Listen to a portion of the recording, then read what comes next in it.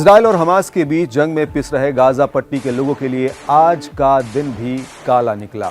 राहत और शांति की चाह में बैठे इन लोगों के हिस्से में आई आज भी धमाकों की गूंज और कंक्रीट के मलबों में दबी मासूमों की चीख पुकार।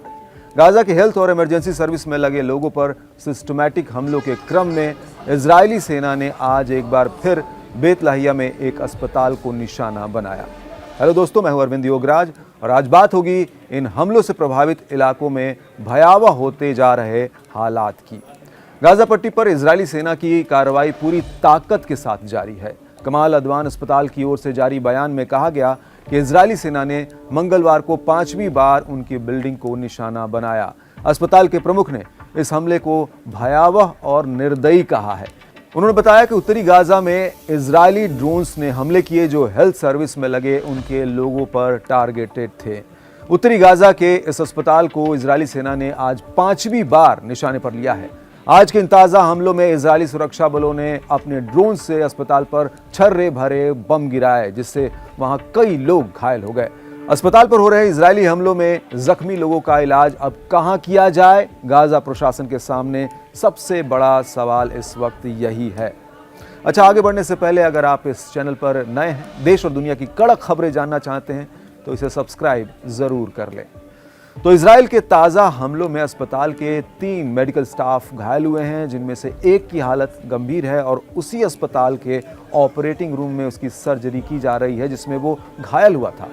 अस्पताल प्रमुख ने कहा कि हम इस हिंसा और अत्याचार से थक चुके हैं। इजरायली शासन सिस्टमैटिक तरीके से अस्पताल को निशाना बना रहा है। इससे हालात बेहद खतरनाक बने हुए हैं। इजरायली सेना के ताज़ा हमलों को जानकार उत्तरी गाजा का जातीय सफाया बता रहे हैं। गाजा में नागरिक सुरक्षा के प्रवक्ता ने कहा कि इजरायली सेना का अस्पतालों पर बम गिराना बेत लाहिया और दूसरे प्रभावित इलाकों में भयावह होते हालात की ओर इशारा करते हैं। उनके अनुसार इजराइल गाजा पट्टी के उन्हीं इलाकों के लोगों पर हमले कर रहा है जो पहले ही करीब 2 महीने से पर्याप्त भोजन और पीने के पानी की भीषण कमी से जूझ रहे हैं। इससे पहले गाजा के सिविल डिफेंस ने कहा कि इजराइल ने उसके नागरिक सुरक्षा सिस्टम को बाधित कर रखा है। इजरायली सेना ने लगातार 42वें दिन उत्तरी गाजा में उसके वाहनों को जाने से रोक दिया। इससे गाजा के लोग बेसिक ह्यूमन नीड तक के लिए तरस रहे हैं। गाजा के लोग इस वक्त सामना कर रहे हैं बम और भूख के डबल हमलों का।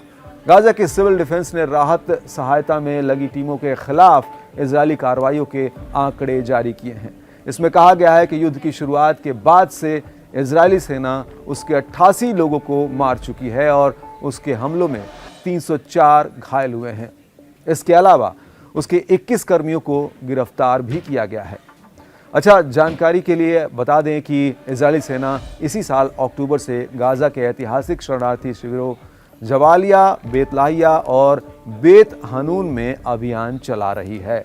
इजरायली सेना ने इस छोटे से इलाके के दक्षिणी हिस्से में नए एग्जिट ऑर्डर यानी निकासी आदेश जारी किए हैं।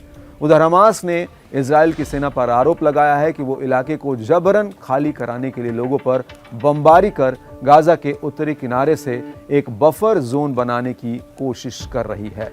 हालांकि इजरायली सेना ने इससे इनकार किया है। उसका कहना है कि वो हमास के लड़ाकों को उस इलाके में फिर से इकट्ठा होने से रोकने के लिए वहां लौटी है, जहां से उसने पहले ही उन्हें हटा दिया था। इस बीच इजरायली सेना ने मंगलवार को गाजा पट्टी के दक्षिण में स्थित खान यूनिस शहर के उत्तरी जिलों को खाली कराने का हुक्म जारी कर दिया है।